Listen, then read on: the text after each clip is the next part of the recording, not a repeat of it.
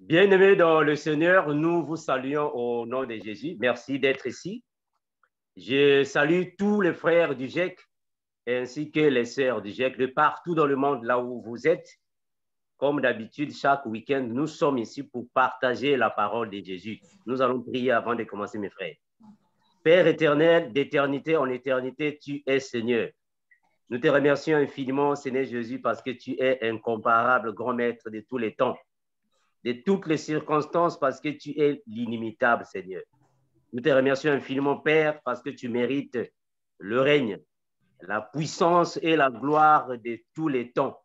Merci infiniment en ton puissant nom, nous allons se prier, Jésus, et nous disons Amen. Merci, mes bien-aimés, pour être ensemble, nous, toujours pour partager la parole de Dieu.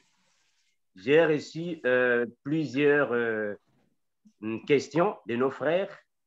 Spécialement, j'avais partagé avec notre bien-aimée Maman Belvaux en ce qui concerne les 4 cavaliers. Elle m'avait posé une question que j'aimerais répondre aujourd'hui parce qu'il y a beaucoup de gens qui m'ont presque posé la même question. Est-ce que les 4 cavaliers, les 4 sceaux seront ouverts avant ou après l'enlèvement de l'Église?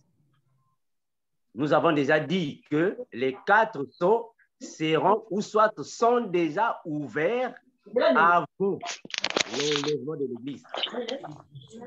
S'il vous plaît, mes frères, est-ce que nous pouvons fermer les micros pour éviter qu'il y ait des échos? Donc, les 4 sceaux sont ouverts avant l'enlèvement de l'Église. C'est après l'enlèvement de l'Église que le 5e, 6e et 7e sceau seront ouverts. Maintenant, nous allons les démontrer bibliquement. J'aimerais inviter à notre bien-aimé, le frère Landry, pour nous aider à la lecture. Merci. Si le frère Landry est là. Je suis là, frère, je suis là. Gloire à Jésus. Merci, mon frère.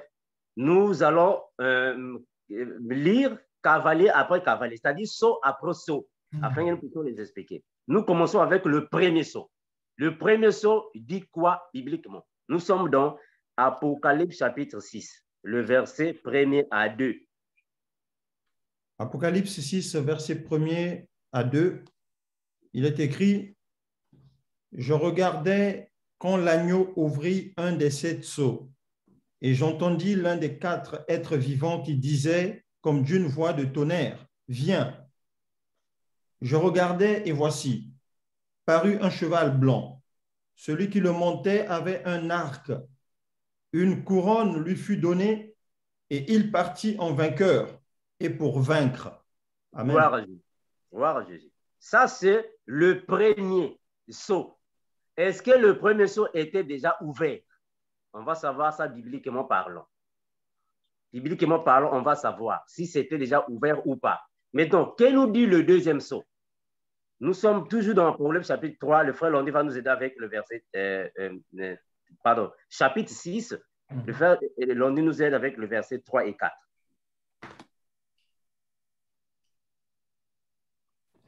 Apocalypse 6, verset 3 à 4. Quand il ouvrit le second sceau, j'entendis le second être vivant qui disait « Viens !» Et il sortit un autre cheval, roux. Celui qui le montait reçut le pouvoir d'enlever la paix de la terre, afin que les hommes s'égorgeassent les uns les autres. Et une grande épée lui fut donnée. Gloire à Jésus. Donc là, nous sommes face à 2 sceaux.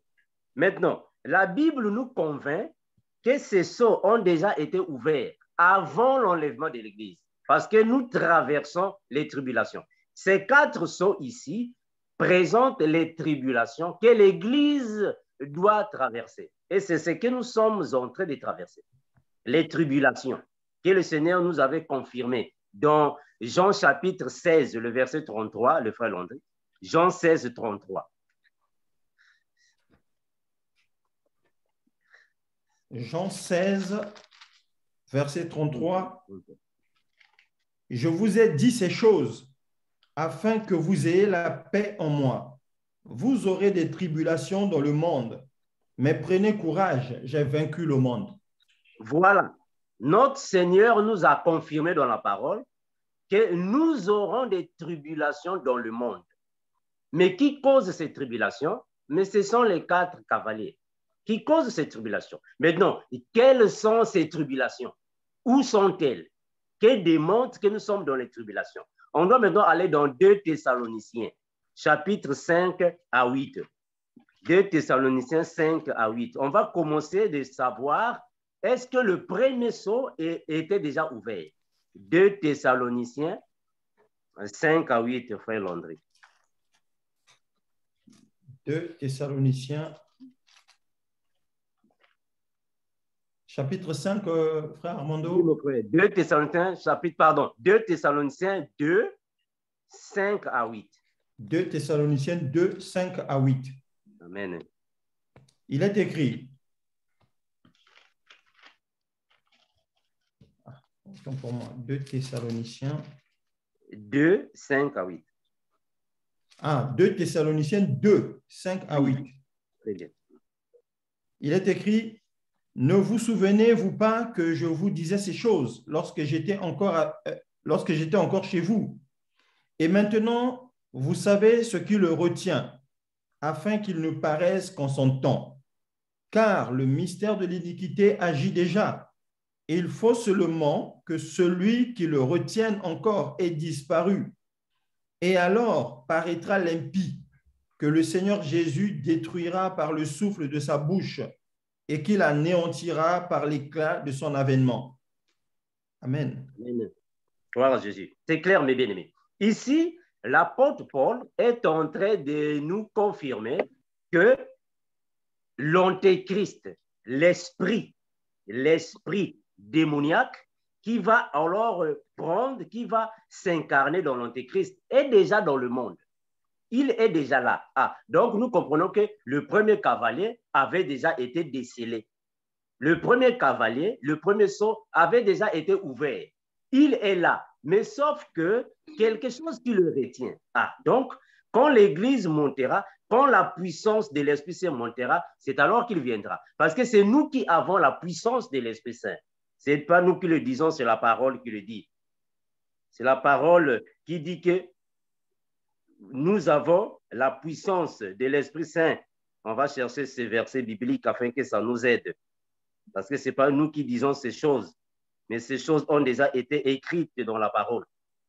Que nous dit la parole? Nous sommes dans Actes des Apôtres, chapitre 1, le verset 8. Qu'est-ce que le retient? L'apôtre Paul dit que l'esprit de l'antéchrist est déjà là, mais quelque chose qui le retient. Donc le premier cavalier avait déjà été ouvert, mais il est retenu. Mais par qui? Il est retenu par qui? Nous sommes dans Actes des Apôtres, chapitre 1, le verset 8. Actes chapitre 1er, verset 8.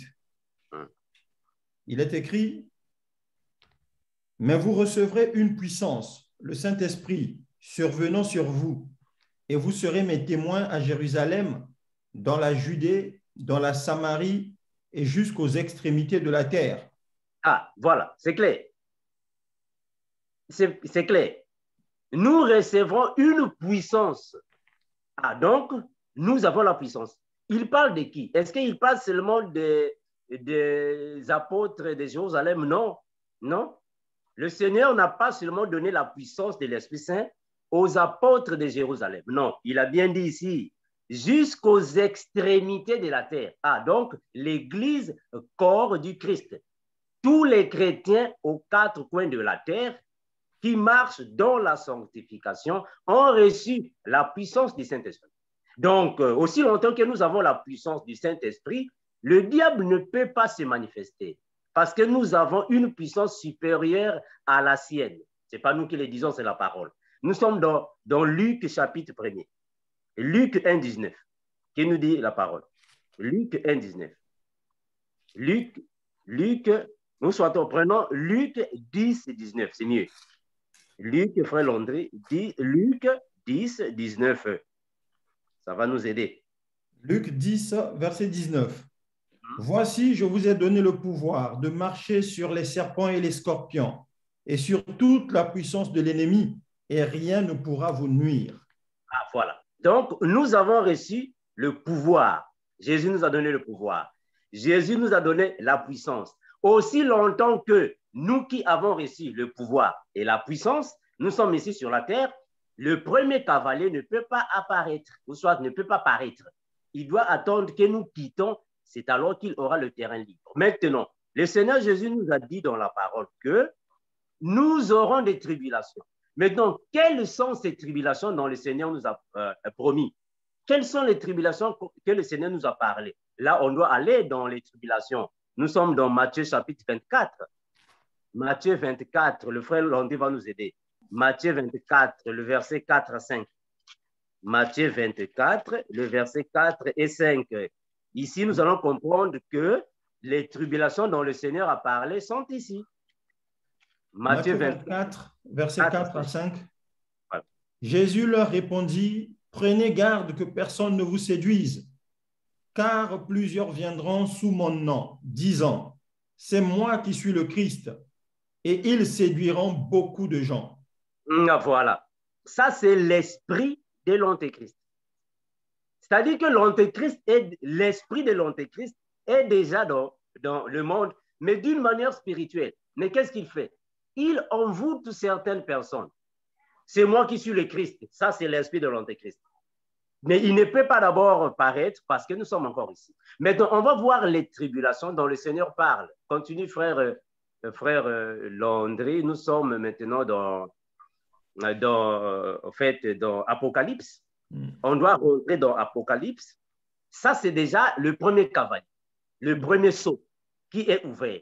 Maintenant, on doit retourner dans Apocalypse pour voir le deuxième sceau. Ça dit quoi, le deuxième sceau? Frère Landry va relire ce passage pour nous aider. Le deuxième sceau, Apocalypse 6, le verset 3 et 4. Verset 3 et 4. Quand il ouvrit le second sceau, j'entendis le second être vivant qui disait « Viens !» Et il sortit un autre cheval, roux. Celui qui le montait reçut le pouvoir d'enlever la paix sur la terre, afin que les hommes s'égorgeassent les uns les autres. Et une grande épée lui fut donnée. Voilà. Ici, ça nous confirme qu'il s'agit de la guerre. Il s'agit de la guerre ici, des tueries, des scandales dans le monde. Ce sont ces tribulations que le Seigneur Jésus nous confirme que nous aurons des tribulations. Mais ce sont ces guerres, ces tribulations, des guerres, des scandales, des désastres, des incendies dans le monde qui sont provoqués par le démon du deuxième cavalier. Maintenant, on doit aller dans Matthieu 24, le verset 6 à 8. Que feront-ils et qui ressemble alors à ces tribulations? Matthieu 6, 8. Matthieu 24, 6 à 8. Vous entendrez parler de guerre et de bruit de guerre. Gardez-vous d'être troublés, car il faut que ces choses arrivent, mais ce ne sera pas encore la fin. Une nation s'élèvera contre une nation et un royaume contre un royaume. Et il y aura en divers lieux des famines et des tremblements de terre. Tout cela ne sera que le commencement des douleurs. Mais ça, ce sont les tribulations que l'Église doit traverser. Ça, ce sont les tribulations dont le Seigneur nous a parlé. Vous aurez des tribulations, mais ça, ce sont les tribulations. Une nation s'élèvera contre une autre, un royaume attaqué. Mais c'est ça, les tribulations. Nous sommes en train de traverser ces tribulations. Mais qui provoque ces guerres? Mes frères, les guerres ne sont pas provoquées par les hommes de la terre. Non. Ce ne sont pas les hommes de la terre qui provoquent des guerres. Non. Ce sont les démons qui envoûtent les hommes de la terre pour provoquer les guerres. Les guerres, les tueries, ce ne sont pas les hommes qui le font par leur propre volonté. Non. Ce sont des démons qui provoquent ça. Parce que la Bible confirme que derrière toute chose, il y a un esprit. Donc, derrière les guerres, il y a des esprits. Donc, ça, c'est le deuxième cavalier. Il travaille déjà. Le deuxième cavalier travaille déjà, mes bien-aimés. Et le Seigneur a dit que ce ne sera que le commencement. Donc, nous sommes en train de traverser toutes ces tribulations. Mais donc, que nous dit le troisième cavalier? Repartons dans Apocalypse chapitre 6. Le verset 5 à 6. 6, 5, 6. Apocalypse 6, 5 à 6. Quand il ouvrit le troisième sceau, j'entendis le troisième être vivant qui disait, « Viens !» Je regardais et voici parut un cheval noir. Celui qui le montait tenait une balance dans sa main. Et j'entendis au milieu des quatre êtres vivants une voix qui disait, « Une mesure de blé pour un denier et 3 mesures d'orge pour un denier. Mais ne fais point de mal à l'huile et au vin. » Amen. C'est ce que nous avons dit. Ici, c'est la famine. La famine, la crise, pas seulement économique, mais aussi spirituelle.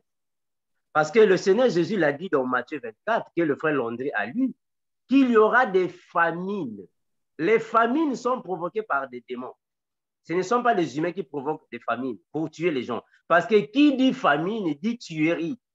Quand il y a des famines, il y a des tueries, il y a des morts, il y a des scandales. Les gens meurent à cause de la famine. Voilà pourquoi toutes les nations qui passent des moments fait des pénuries, des famines, ils tuent les gens. Dernièrement, je vous ai parlé sur la crise économique alimentaire qui arrive, mais c'est un cavalier. C'est un sort qui avait été ouvert. Des famines. Mais donc, que nous dit la Bible aussi par rapport à ces famines? Nous sommes aussi dans Luc 21, le verset 11. Luc 21, 11, frère Landry. Luc 21, 11. Luc 21, 11. Il y aura de grands tremblements de terre et en divers lieux des pestes et des famines. Il y aura des phénomènes terribles et de grands signes dans le ciel. Très bien. C'est ce que nous vivons, frère. Donc, on doit comprendre, mes bien-aimés, que les 4 cavaliers forment une équipe. Les 4 cavaliers est une équipe. Mais dans cette équipe, ils travaillent en collaboration. Ce que le premier a laissé, le deuxième a pris. Ce que le deuxième a laissé, le troisième, et ainsi de suite. Voilà pourquoi Jésus a parlé des guerres, des famines, des pestes. Mais ce sont des cavaliers qui se sont alignés les uns après les autres. Les guerres doivent venir. Après les guerres, les famines. Après les famines, les pestes. Mais ce sont des cavaliers qui travaillent déjà. Est-ce qu'aujourd'hui, on n'entend pas parler des guerres? On entend parler des guerres, non? On n'entend pas parler des famines? On entend parler des famines. Les pestes. Mais les pestes ici, on fait allusion à quoi? Les pestes, mes frères, ce sont des pandémies. Les épidémies. C'est ça les pestes qu'on parle ici. Telles que les maladies incurables, le sida, le Covid. Il y a même des virus qui viennent. Mais ça, ce sont des pestes. Alors, ces pestes-là ne sont pas provoquées par les personnes. Ce sont provoquées par des démons. Ce sont les démons qui provoquent ces pestes-là. C'est ça les 4 cavaliers. C'est eux qui détruisent le monde. Le frère Landry va encore nous aider avec Apocalypse chapitre 6, le verset 7, pour finir avec le 4e cavalier.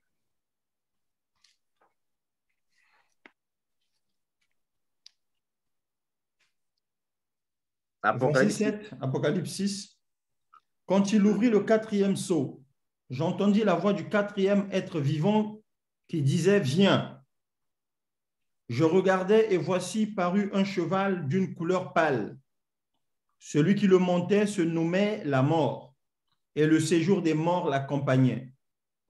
Le pouvoir leur fut donné sur le quart de la terre pour faire périr les hommes par l'épée, par la famine, par la mortalité et par les bêtes sauvages de la terre. Voilà. Est-ce que vous voyez ça? Donc, le 4e cavalier, en d'autres termes, le 4e cavalier est la conclusion des 3 premiers cavaliers. Est-ce que vous remarquez cela? C'est-à-dire qu'ici, on nous dit qu'ils reçurent, parce que c'est le pluriel. On parle ici d'une équipe des 4 cavaliers. ils reçurent le pouvoir sur le quart de la terre de faire mourir les hommes par l'épée. Mais c'est la guerre. Faire mourir les hommes par l'épée, c'est la guerre. On le prend d'abord d'une manière physique parce que dernièrement, on avait dit que les 4 cavaliers attaquent les habitants de la terre d'une manière physique, aussi spirituelle.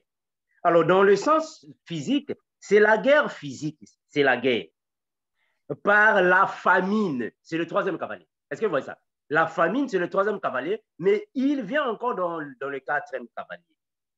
On voit ici par la peste et les bêtes sauvages de la terre. Donc, le 4e cavalier est la conclusion, en d'autres termes, est le résumé du 3e, 2e cavalier. Si vous le remarquez bien. C'est la même chose qui se passe avec la 4e bête de la vision de Daniel. La 4e bête, qui est la bête qui monte de la mer, est la conclusion, soit le résumé des 3 premières bêtes. Donc, ça, c'est une équipe. C'est une équipe qui travaille ensemble. Maintenant, nous comprenons que ces tribulations ne sont pas seulement dans le sens spirituel, c'est aussi dans le sens physique. Parce que le frère Paul nous a donné quelques versets bibliques. Là, nous sommes dans 1 Timothée, chapitre 4, le premier verset. 1 Timothée 4, 1. On a déjà dit que le 4e cavalier, c'est la mort. Mais cette mort n'est pas seulement physique. Cette mort est aussi spirituelle. 1 Timothée 4, 1. Mais l'Esprit dit expressément que dans les derniers temps, quelques-uns abandonneront la foi pour s'attacher à des esprits séducteurs et à des doctrines de démons. Voilà. Très bien. Ça va. Très bien. Gloire à Jésus. Est-ce qu'on voit ici?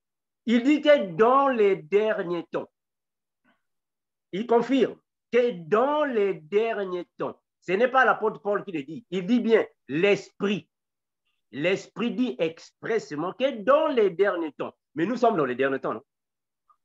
Nous sommes dans les derniers temps. Quelques-uns abandonneront la foi. Mais ça, c'est la crise spirituelle. Donc, il y a la crise économique, alimentaire, mais aussi spirituelle. Parce que quand déjà quelqu'un a la foi en Jésus et la personne perd la foi, l'abandon de la foi, c'est une crise spirituelle. C'est-à-dire qu'il va maintenant opter un autre système. Il refuse la foi chrétienne, il va maintenant dans les sciences occultes. C'est une crise spirituelle. Mais cela va arriver dans les derniers temps. Donc, ce sont des cavaliers qui travaillent. Les cavaliers ont commencé de travailler il y a longtemps et ils continuent de travailler. Et nous, l'Église, nous allons traverser ces moments. Ces choses arrivent même dans le corps de Christ. Il y a des frères dans le corps de Christ qui ont perdu la foi, qui se sont détournés. Et la parole de Dieu nous le dit. La parole de Dieu est claire de le dire.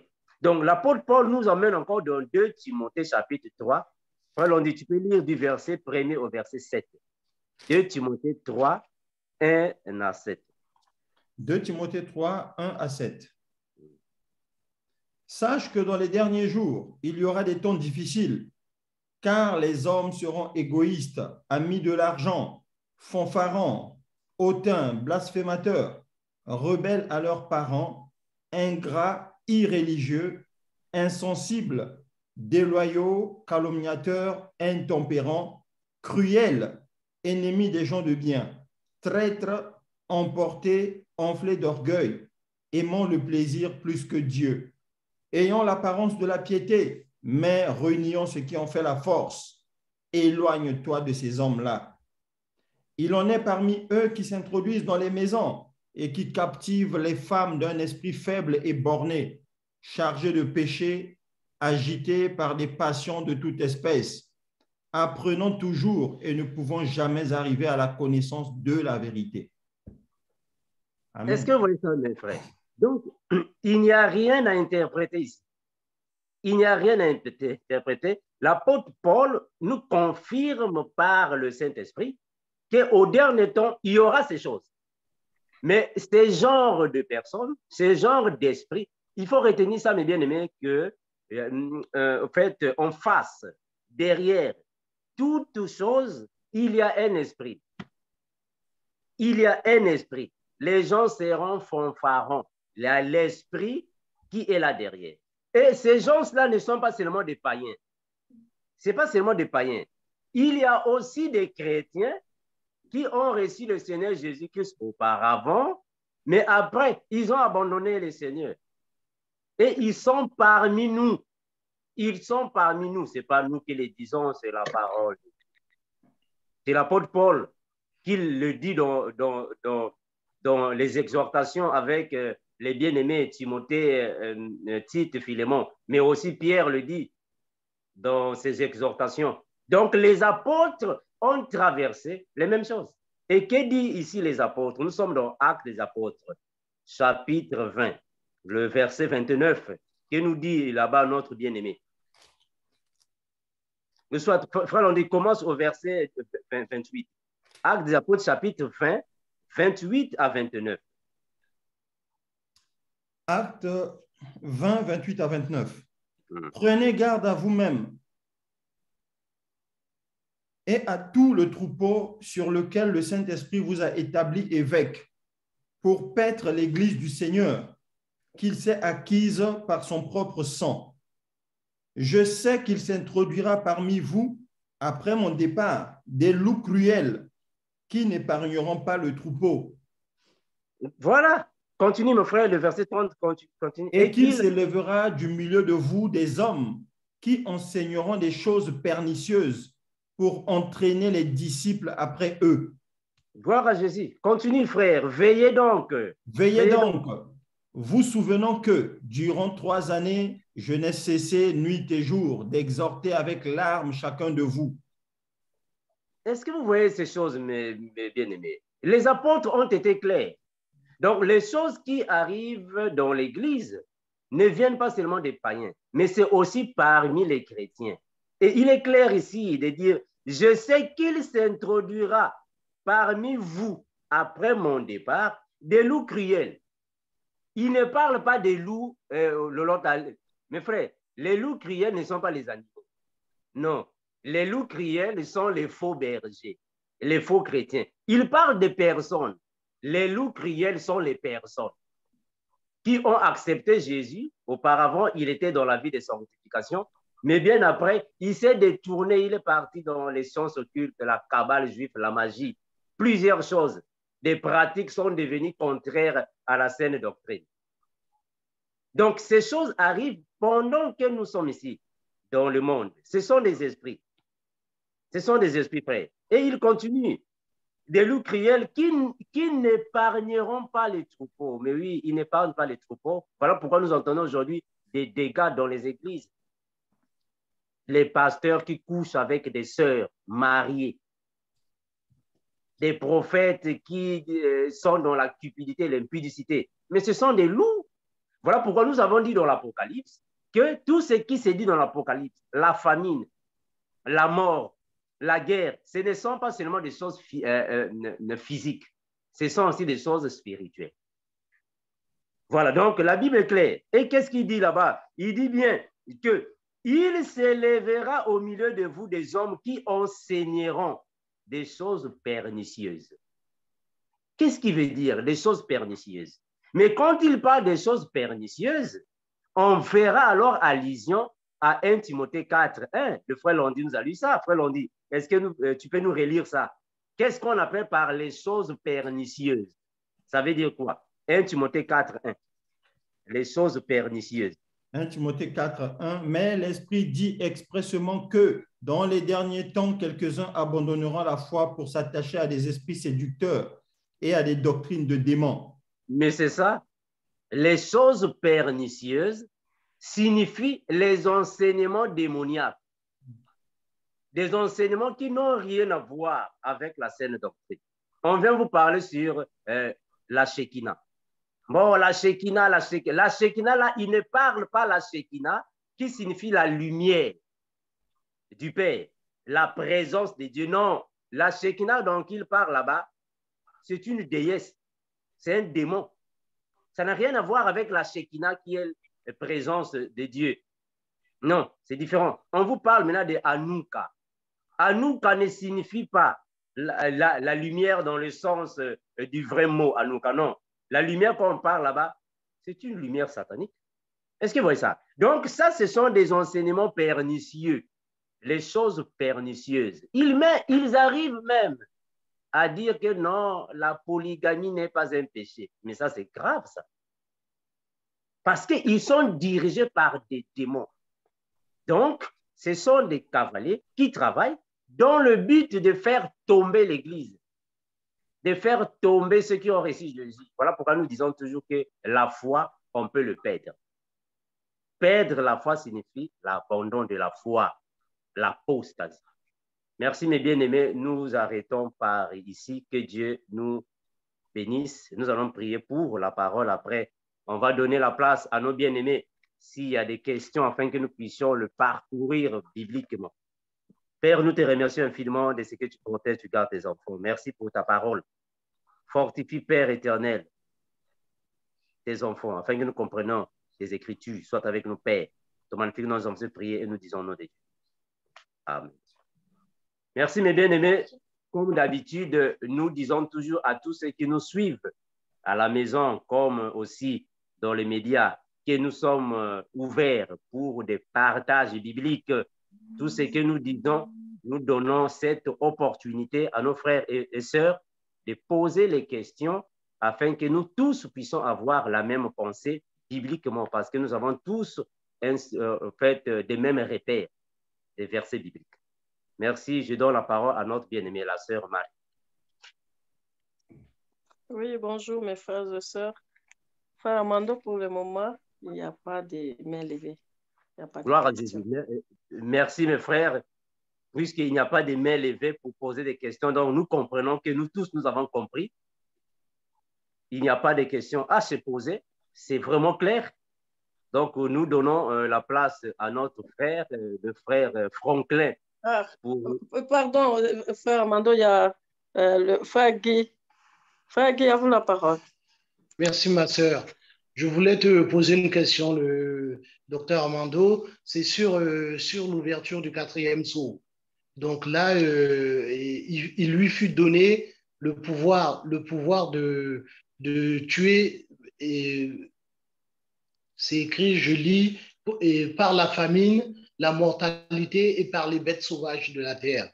Donc, je voulais savoir, là, les bêtes sauvages de la terre, est-ce que c'est physique ou spirituel, s'il te plaît?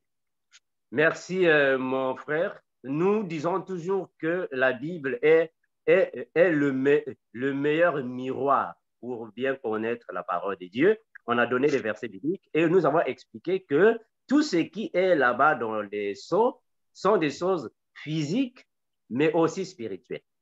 Alors, le 4e sceau nous parle de la mort, mais on parle là-bas des pestes. Nous comprenons qu'il y a des bêtes. Il y a des bêtes aussi qui transmettent des maladies, telles que le singe. Aujourd'hui, on entend parler de l'autre là, non? Il y a maintenant l'autre là, un virus qui est en train de tuer. Le virus en question, soi-disant, est venu à partir du singe. C'est ce qu'on nous a dit, qu'il y a maintenant un autre virus qui tue. Il y a plusieurs bêtes qui transmettent des virus. Mais aussi, les bêtes ici signifient aussi des personnes nuisibles. Signifie aussi, voilà, merci la sœur Pierrette, variole du singe, voilà, variole du singe. Il y a une maladie maintenant qui est en train de tuer plusieurs personnes, variole du singe. Mais ça vient d'un singe. C'est un singe, c'est une bête physique. Mais il y a aussi des bêtes spirituelles, c'est-à-dire les personnes nuisibles. L'apôtre Paul a dit qu'il y aura des loups cruels. Ce sont des bêtes aussi. C'est eux qui viennent alors pour faire du mal aux autres. Voilà, mon frère Guy. Merci pour la question. Merci, mon frère. Gloire à Jésus. La sœur Maria, est-ce qu'on peut donner la place au frère Franklin pour nous animer puisqu'il n'y a pas de questions? Amen. Gloire à Jésus. Donc, il y a une question, frère Armando. Il y a le frère Éloge.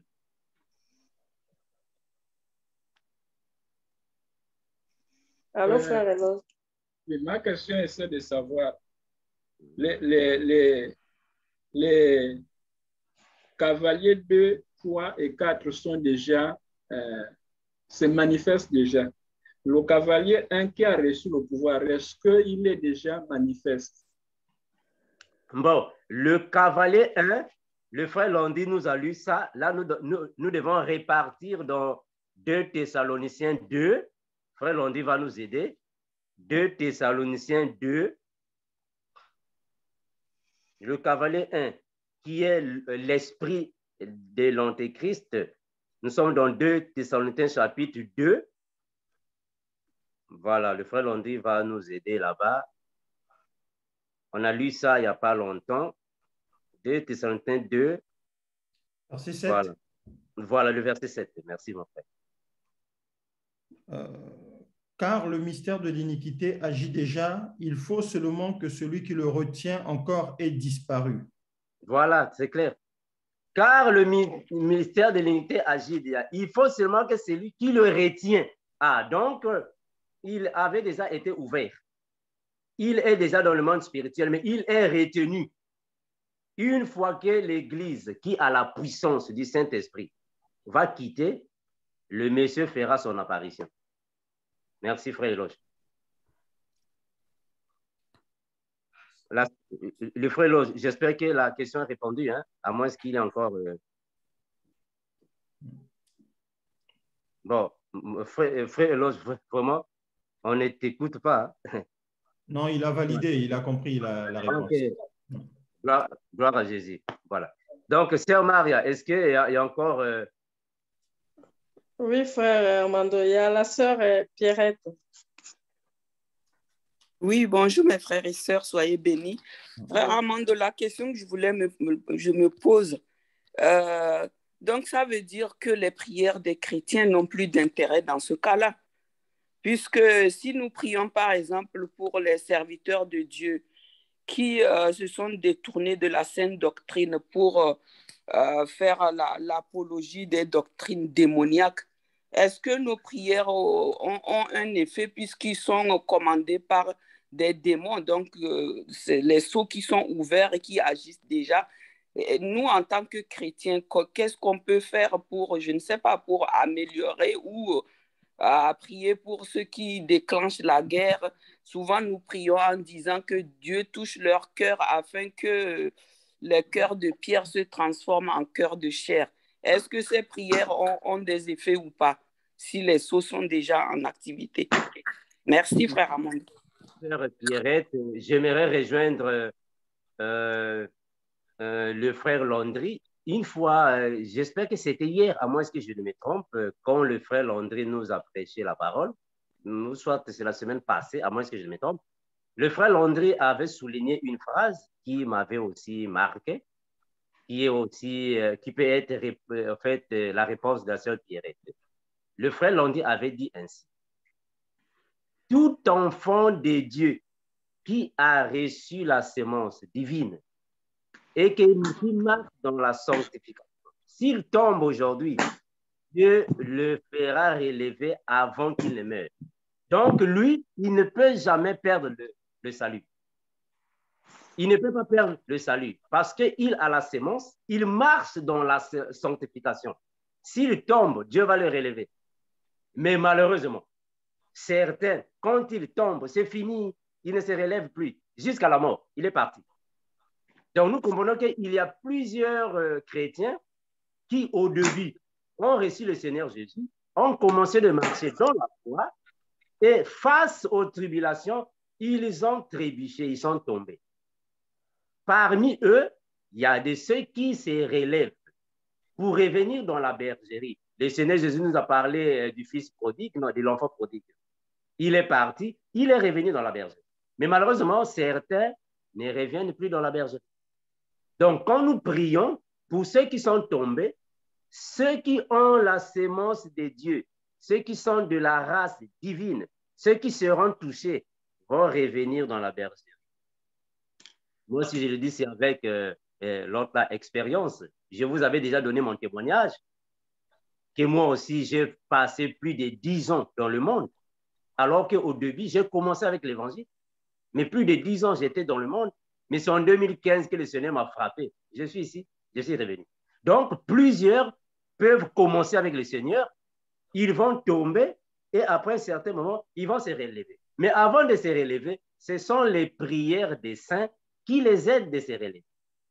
Parce que quand quelqu'un est dans le monde, il est possédé par le diable. Tant qu'il n'y a pas de prière, le diable ne peut pas le relâcher. Voilà pourquoi Jésus a dit dans la parole, Pierre, le diable t'a réclamé, mais j'ai prié pour toi. Gloire à Jésus. Quand le Seigneur reçoit nos prières, il délivre ceux qui sont de la bergerie.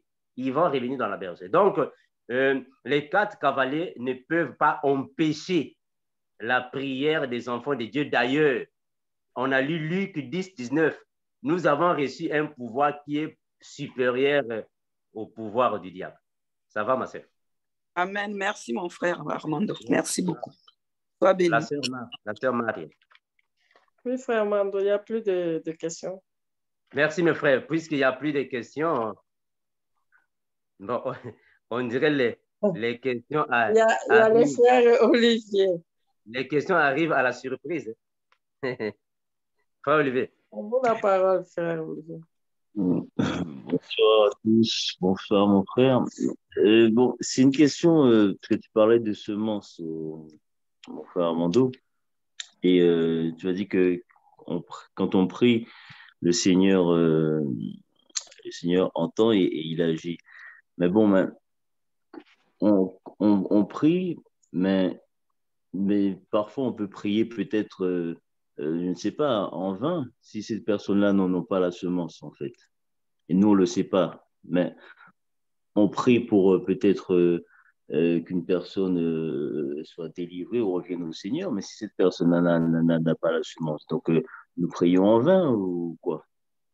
Merci, frère Olivier. Bon, au fait, mon frère Olivier, la prière est semblable à... Il y a un jeu là qui se joue souvent qu'on appelle boomerang. Vous connaissez ça, non? Boomerang. Il y a un jeu là. Oui, enfin, c'est un objet. Voilà, un objet, voilà. Boomerang. Vous voyez ça, non? Le boomerang. Oui, on l'envoie et il revient vers nous. Très bien. Quand vous lancez ça, ça revient vers vous. C'est la même chose avec la prière. Quand vous priez pour une personne, cette prière-là revient à vous. Au fait, quand vous bénissez quelqu'un, d'abord la parole de Dieu le dit, non? Quand vous bénissez quelqu'un, ces bénédictions reviennent à vous. Mais attention, quand vous maudissez, ces malédictions reviennent à vous. Voilà pourquoi la parole de Dieu dit, priez pour ceux qui vous persécutent. Priez pour ceux qui vous maudissent. Faites du bien, ne faites pas du mal. Quand nous sommes en train de prier à quelqu'un, même si la personne meurt sans pourtant recevoir la guérison, les prières te reviennent, c'est toi qui bénéficies de ces bénédictions. Donc, il faut toujours prier. Parce que quand nous prions pour ceux qui sont tombés, certainement, tous ceux qui sont tombés ne vont pas se relever. Je vous assure, mes bien-aimés, qu'il y a des chrétiens qui ont accepté Jésus, malheureusement, vont mourir dans le péché. Malheureusement. Ils vont mourir dans le péché d'ailleurs. On connaît, non? On connaît des chantres chrétiens. On connaît plusieurs pasteurs qui ont œuvré dans le Seigneur, mais ils sont morts dans le péché, non? Ils sont nombreux. Donc, ils n'avaient pas la semence, en fait. Mais très bien, parce que celui qui a la semence de Dieu doit remettre la semence. On a même vu d'abord, on a même un exemple palpable, Judas. On connaît Judas, non? Qui était Judas? Judas était un apôtre de Jésus. Apôtre de Jésus. Mais il est mort sans avoir alors le pardon de Jésus. Mais alors, il était un apôtre. Alors, quelqu'un comme ça, il a commencé, d'ailleurs, qu'est-ce nous dit la parole? On doit prendre un passage biblique. On doit prendre un passage biblique. J'espère que vous pouvez m'aider avec. La parole dit, voilà, à moins que je laisse perdre le verset, mais il y a un verset biblique qui dit que, le frère Londi, je ne sais pas si tu vois ce verset biblique là, il y a un passage biblique qui dit que ce n'est pas le début, mais c'est la fin. C'est ça, non? Voilà, je ne sais pas si vous voyez ça. Oui, dans le livre de Proverbes. Voilà, Proverbe. La fin de toute chose vaut mieux que son commencement. Très bien, très bienvenue. Tu peux lire ça. Gloire à Jésus. Très bienvenue. C'est Ecclésiaste, frère. Ecclésiaste 7, 8. Voilà, très bienvenue. Tu peux nous aider là? Ecclésiaste 7, 8. Hein? Voilà. Ah, gloire à Jésus. J'espère qu'il y a beaucoup de prédicateurs dans les GEC. Hein?